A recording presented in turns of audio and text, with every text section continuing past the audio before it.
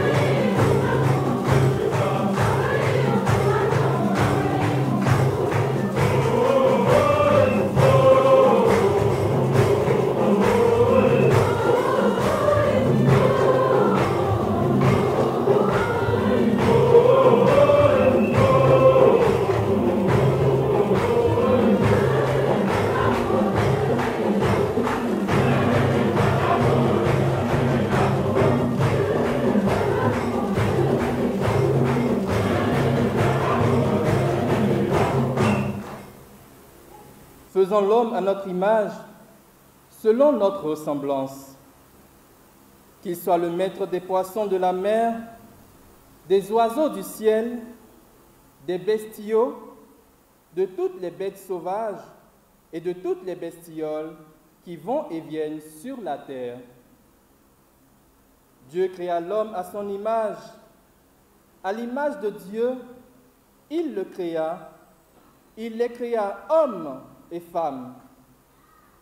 Dieu les bénit et leur dit: Soyez féconds et multipliez-vous, remplissez la terre et soumettez-la. Soyez les maîtres des poissons de la mer, des oiseaux du ciel et de tous les animaux qui vont et viennent sur la terre. Dieu dit encore: Je vous donne toute plante qui porte sa semence sur toute la surface de la terre, et tout arbre dont le fruit porte sa semence. Telle sera votre nourriture. À tous les animaux de la terre, à tous les oiseaux du ciel, à tout ce qui va et vient sur la terre et qui a souffle de vie, je donne comme nourriture toute herbe verte. Et ce fut ainsi. Et Dieu vit tout ce qu'il avait fait, et voici, Cela était très bon. Il y eut un matin, ce fut le 6e jour. Ainsi furent achevés le ciel et la terre et tout leur déploiement. Le 7e jour, Dieu avait achevé l'œuvre qu'il avait faite. Il se reposa le 7e jour de toute l'œuvre qu'il avait faite. Et Dieu bénit le 7e jour, il le sanctifia, puisque ce jour-là, il se reposa de toute l'œuvre de création qu'il avait faite. Parole du Seigneur.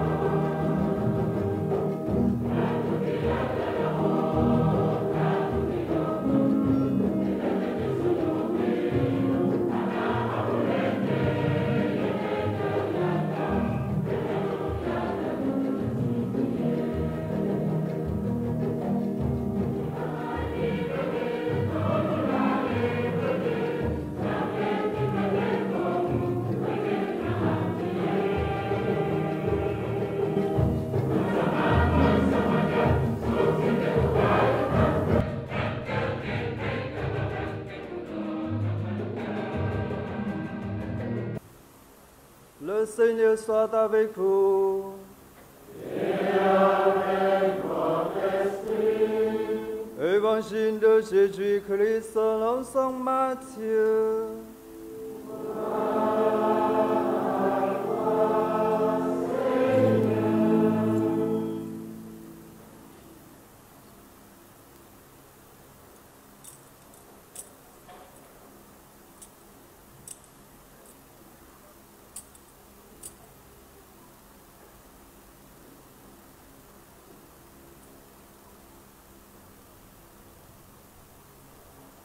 Jésus se rendit dans son lieu d'origine et il enseignait les hommes dans leur synagogue de telle manière qu'ils étaient frappés d'étonnement et disaient: d'où lui vient cette sagesse et ces miracles? N'est-il pas le fils du charpentier? Sa mère ne s'appelle-t-elle pas Marie?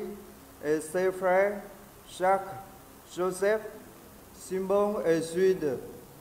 Et ces sœurs ne sont-elles pas toutes chez nous? Alors d'où lui vient tout cela? Et ils étaient profondément choqués à son sujet. Jésus leur dit: un prophète n'est méprisé qu'en dans son pays et dans sa propre maison. Et il ne fit pas beaucoup de miracles à cet endroit-là, à cause de leur manque de foi.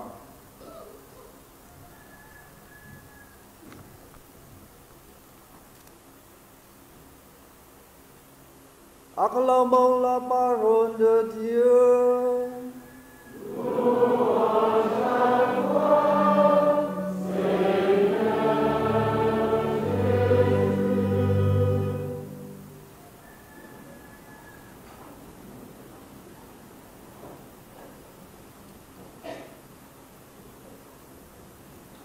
Célébrer Saint-Joseph le 1er mai, en la fête du travail, est une occasion pour élever nos cœurs en action de grâce vers Dieu pour son œuvre créatrice. Le premier qui a travaillé, c'est lui.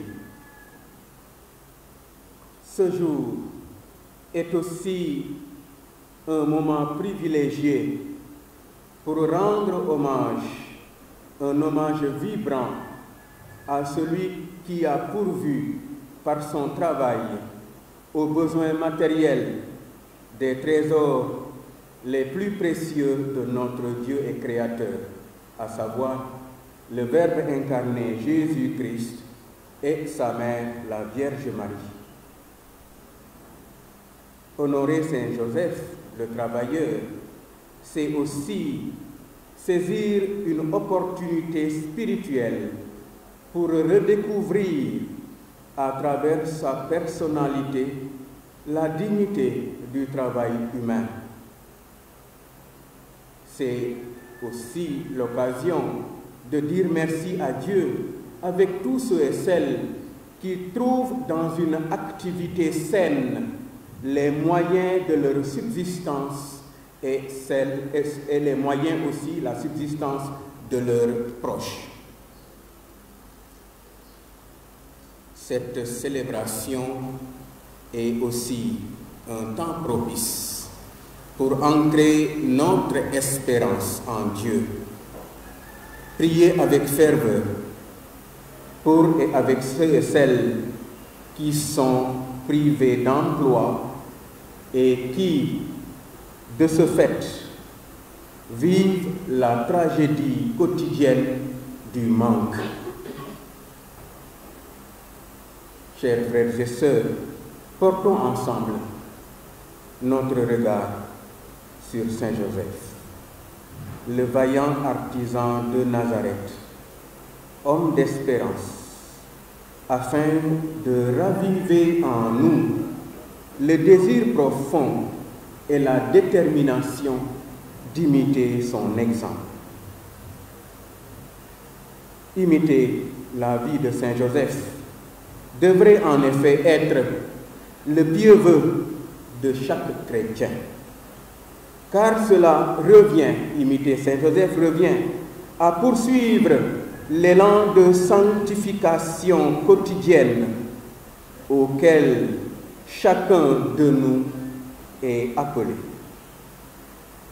Comme le soulignait de justesse le pape Paul VI, je cite, Saint Joseph est le modèle humble que le christianisme élève vers de grands destins.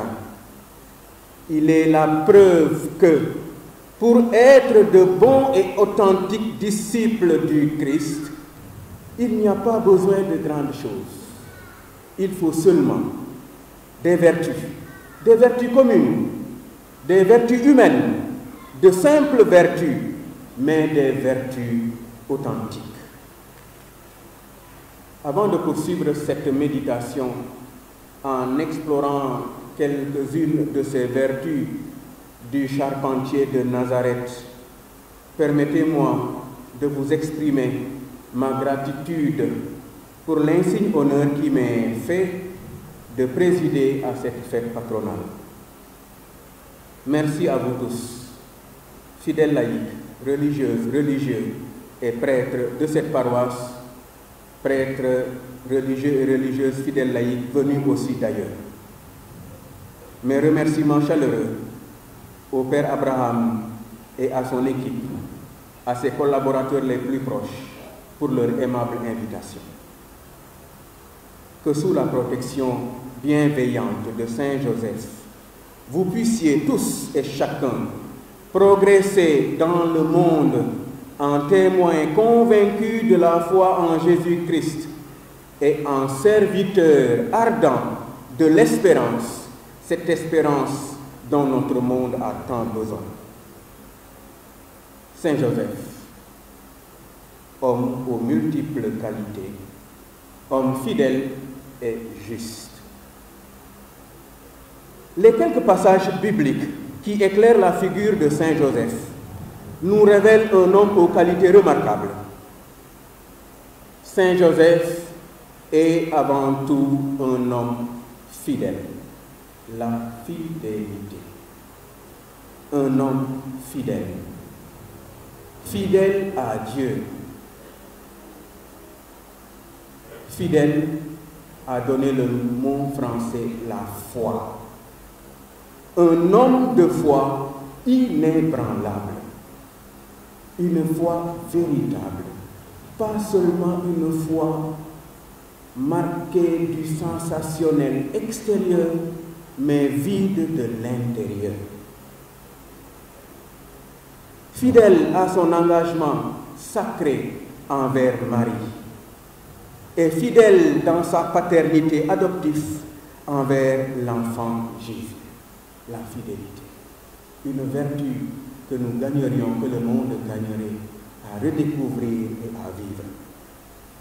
Cette fidélité profonde découle de la qualité essentielle que les évangiles lui reconnaissent, celle d'être un homme juste. Joseph, nous dit Matthieu dans le chapitre 1 de son évangile, était un homme juste.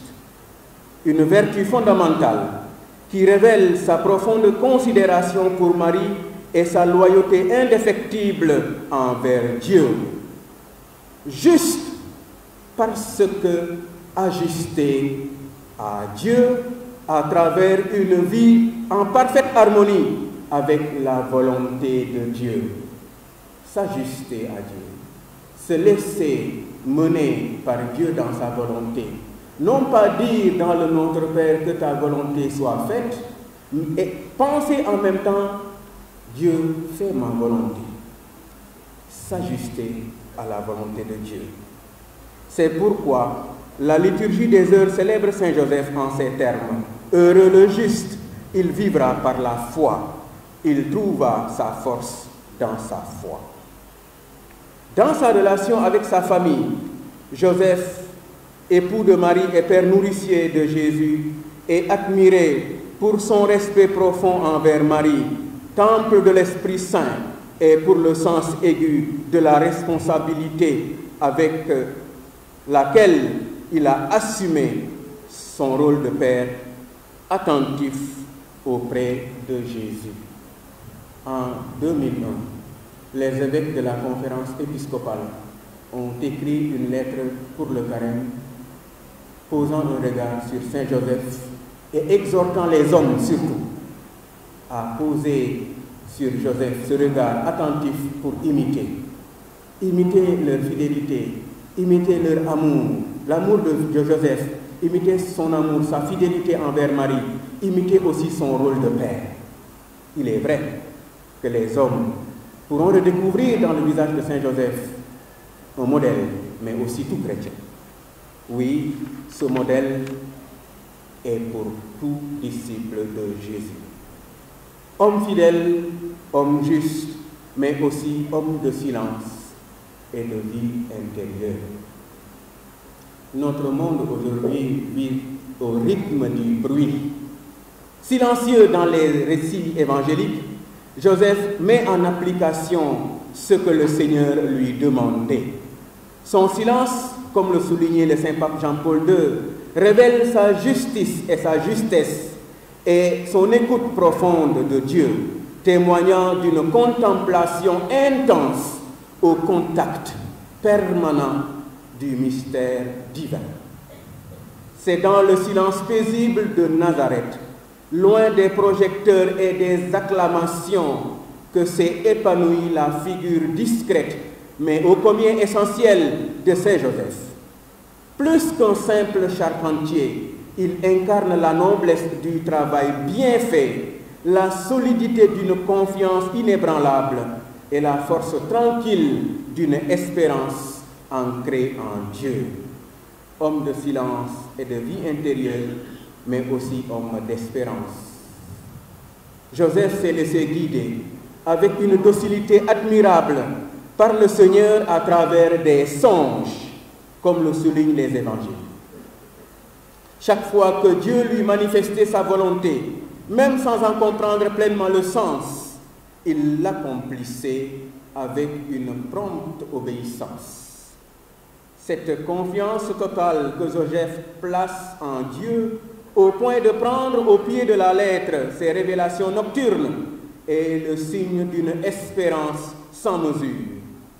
Oui, Saint Joseph est une figure d'espérance lumineuse. Dans les moments d'incertitude, face aux défis et aux épreuves, il n'a jamais vacillé dans son espérance en Dieu.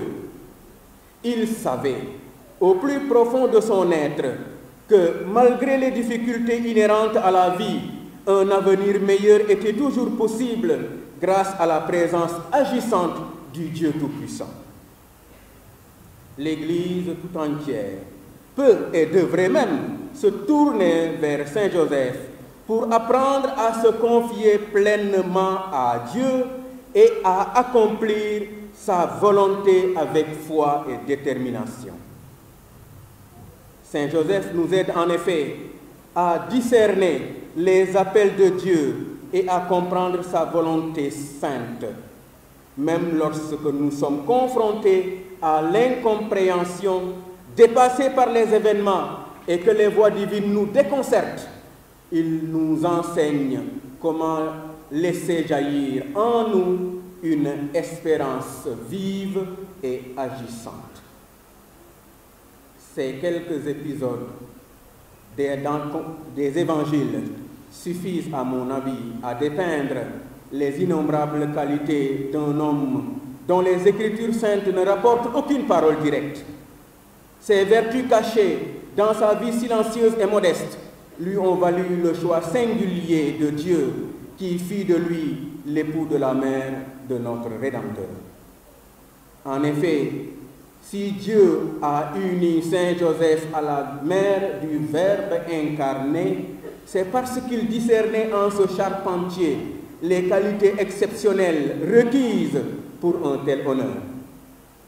Pour reprendre les paroles inspirées de Saint Bernard, je crois donc que Saint Joseph fut le plus pur des hommes en chasteté, le plus profond en humilité, le plus ardent en amour de Dieu et en charité, le plus élevé en contemplation. Chers frères et sœurs, pèlerins d'espérance, en cette année sainte du jubilé de l'an 2025, mettons-nous avec ferveur à l'école de Saint-Joseph, cherchant ardemment à imiter ses nombreuses vertus. Il est véritablement un modèle de vie, un guide éclairé sur notre chemin, un consolateur dans les souffrances et les afflictions de l'âme, un protecteur fidèle à tout moment, particulièrement lorsque sonne à l'improviste l'heure de notre départ de ce monde. En nous tournant vers Saint-Joseph, on comprend que l'espérance ne déçoit pas. Prions-le de veiller sur l'Église universelle, spécialement en ces temps d'attente d'un nouveau pasteur pour succéder au pape François. Invoquons Saint-Joseph dans nos soucis de famille, de santé, de travail, et soyons assurés de son secours constant, maintenant et à l'heure de notre mort. Amen.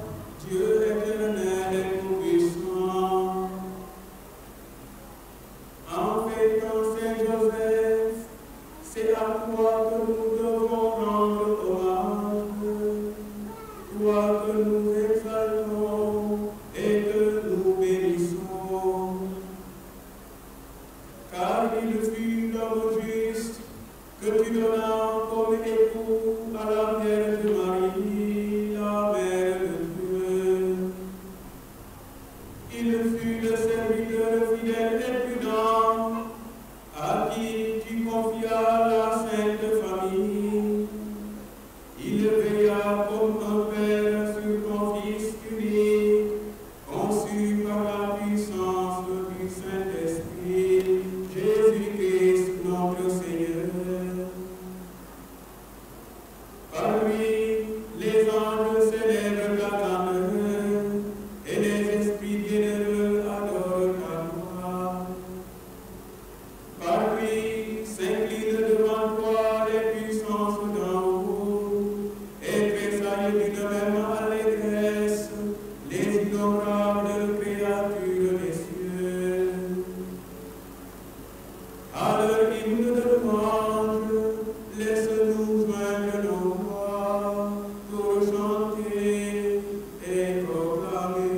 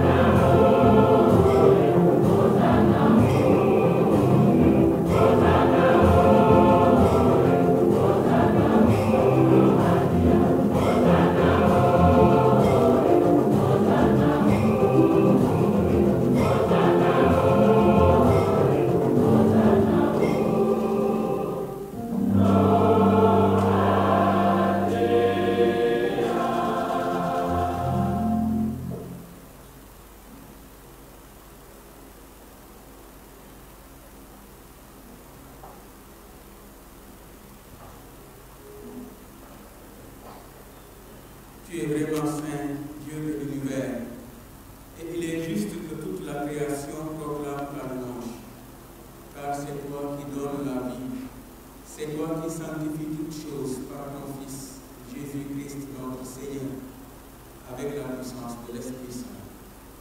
Et tu ne cesses de rassembler ton peuple, afin que, du levant au couchant du soleil, une offrande pure soit présentée à ton nom. C'est pourquoi nous te supplions, Seigneur, de consacrer toi-même les offrandes que nous apportons. Sanctifie-les par ton esprit pour qu'elles deviennent le corps et le sang de Jésus, ton Fils Jésus-Christ, notre Seigneur, qui nous a dit de célébrer ce mystère. Dans lui-même,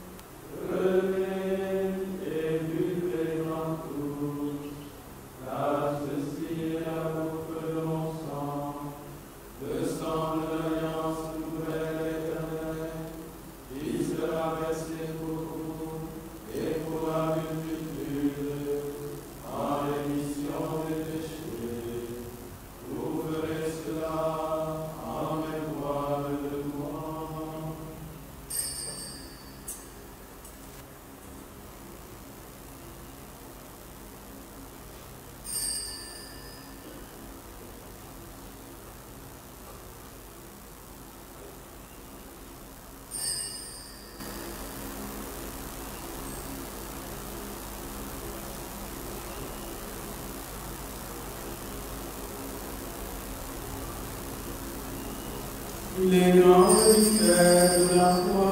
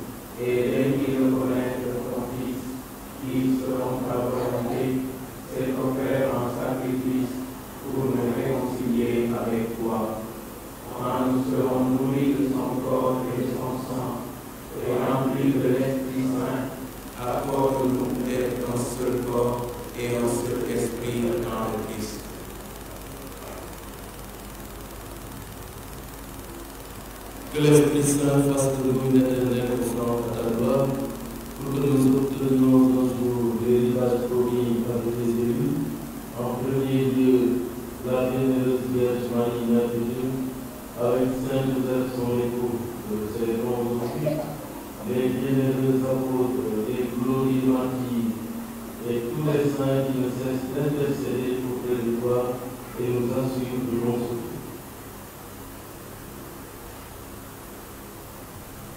Et maintenant, nous te supplions, Seigneur, par le sacrifice qui nous réconcilie avec toi, étends au monde entier le salut et la paix.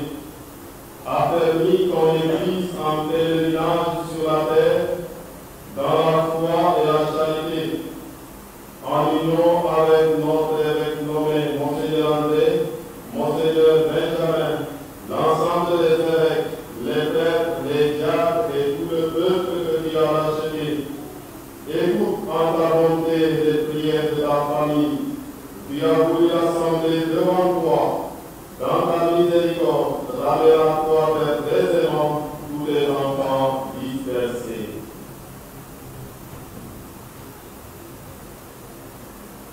Pour nos frères et sœurs défunts, pour tous ceux qui ont quitté ce monde et trouvent grâce devant toi, nous te prions en ta bienveillance, accueillis dans ton royaume, où nous espérons être comblés de ta gloire, tous ensemble et pour l'éternité, par le Christ notre Seigneur, par qui tu donnes au monde toute grâce et tout bien.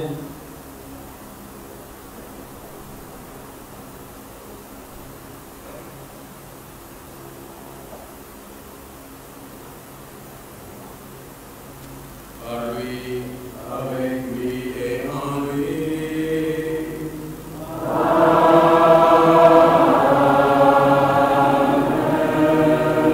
À toi, Dieu le Père Tout-Puissant, dans l'unité du Saint-Esprit.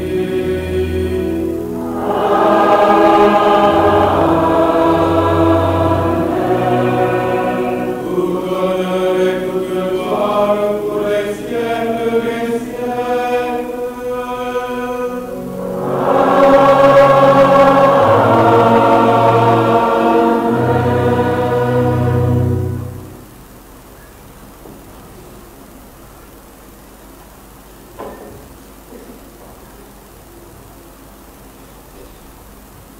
Comme nous avons appris du Sauveur, et selon son commandement, nous osons aller.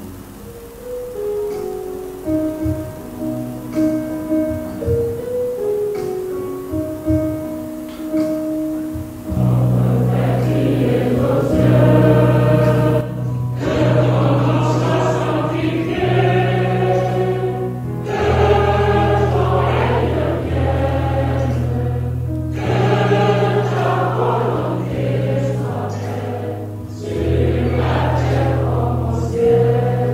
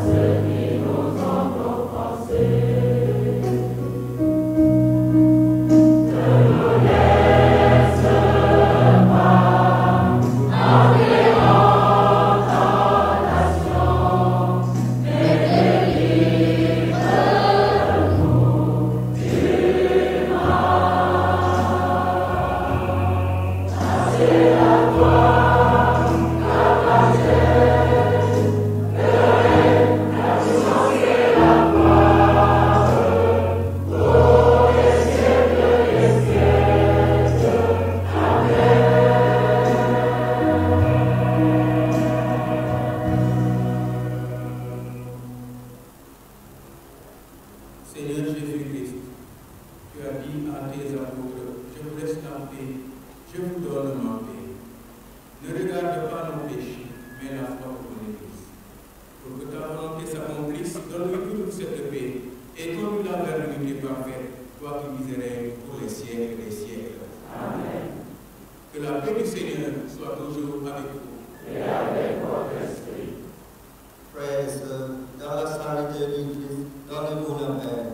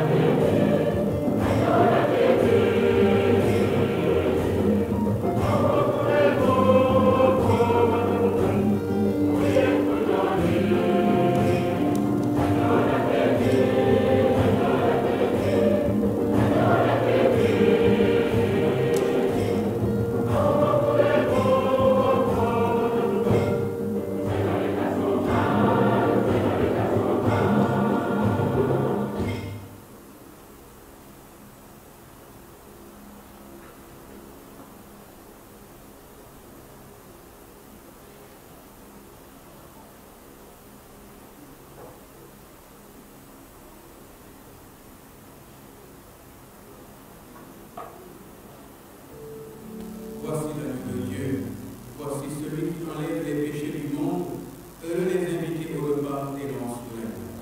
Seigneur, je suis pas digne de te recevoir, mais dis seulement une parole qui se fait guérir.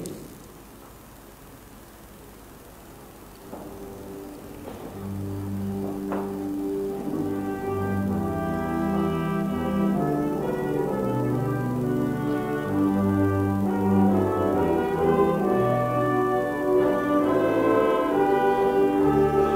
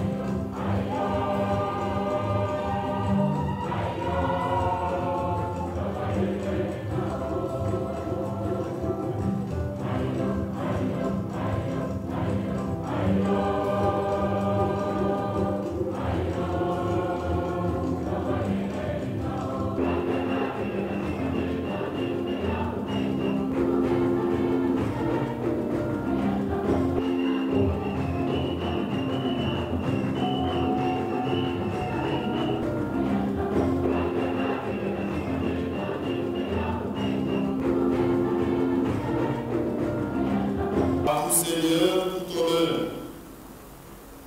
Merci à son Excellence, Monseigneur Victor John, d'avoir accepté de présider cette Eucharistie. Spontanément, un jour, le soir, il était en prière derrière le dernier banc.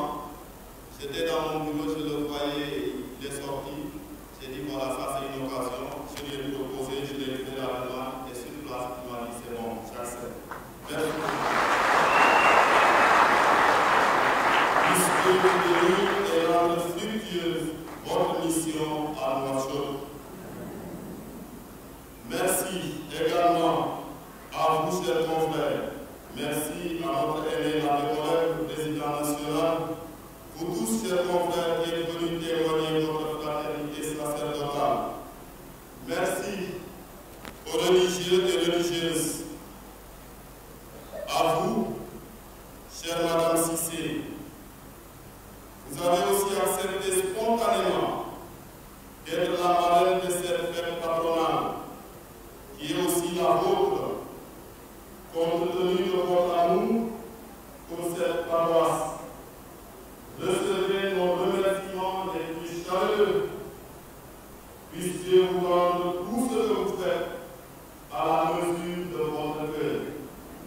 Merci surtout pour votre témoignage de foi. Ces instants, malgré la douleur, vous nous avez encouragés à ne pas baisser les bras et vous avez tenu à être avec nous. Merci beaucoup.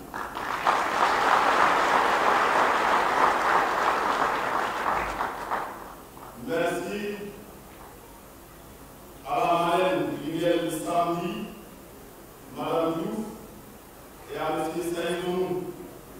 Merci pour ce que vous êtes et pour ce que vous faites pour la paroisse. Que Dieu vous donne le samedi.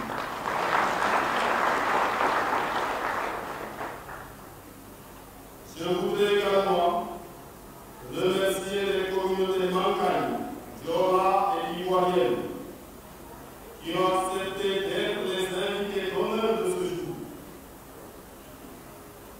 Je tiens juste à vous rappeler qu'avec vous, on est sûr qu'on danse de la Mankagne, Diola et Ivoirienne.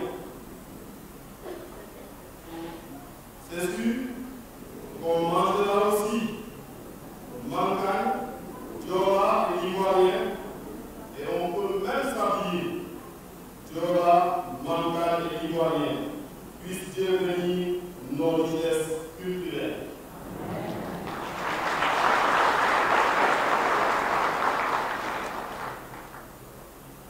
Chers fidèles de Saint-Joseph de Médina, et à vous tous, sympathisants, merci pour votre présence, votre engagement et votre dévouement envers notre paroisse.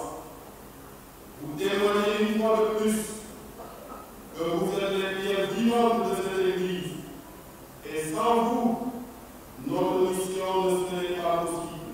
Reconnaissance à tous. La deuxième quête nous a permis ce qu'on espérait, on est allé même au-delà de ce qu'on espérait. Merci beaucoup.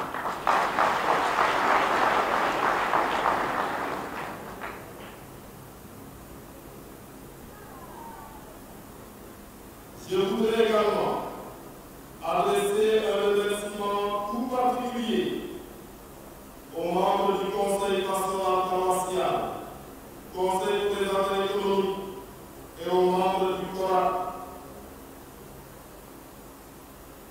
Votre travail nous a aidés à réaliser ce que nous allons vivre aujourd'hui. Beaucoup d'efforts ont été consentis. Je ne veux pas citer pour ne pas omettre une commission. Merci à toutes les commissions. Merci pour tout ce que vous êtes et ce que vous faites.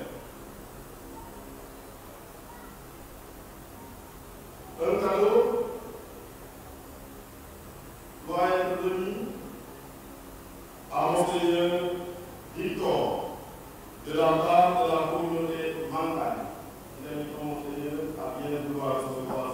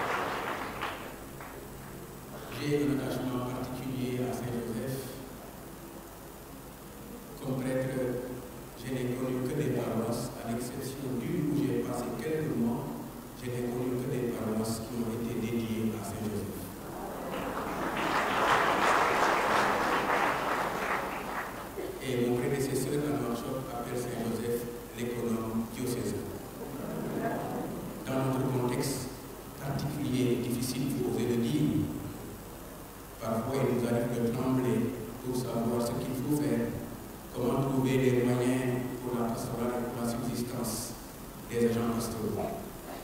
Mais à chaque fois, Saint-Joseph nous fait un clin d'œil et il vient subvenir à nos besoins.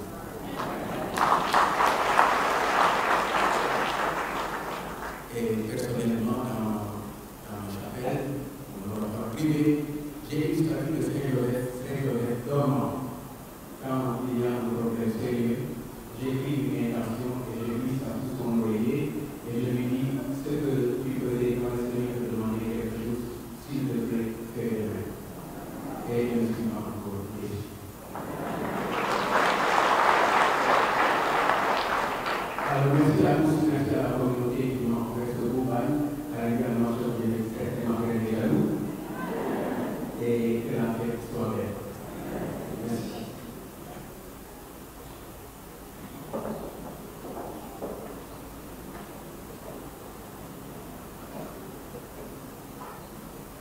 Le Seigneur soit avec vous. Et avec votre esprit. Dieu lui-même est la gloire et le bonheur des saints. Il vous donne le réconfort de la prière. Il vous bénisse à jamais. Amen. L'intercession des saints vous délivre du mal présent. L'exemple de la sainteté vous instruit. Soyez toujours prêts à servir Dieu et vos frères et sœurs. Amen. Puissiez-vous tous ensemble posséder le bonheur de la patrie, où la Sainte Église se réjouit de voir ses enfants associés aux joies des citoyens du ciel dans la paix éternelle.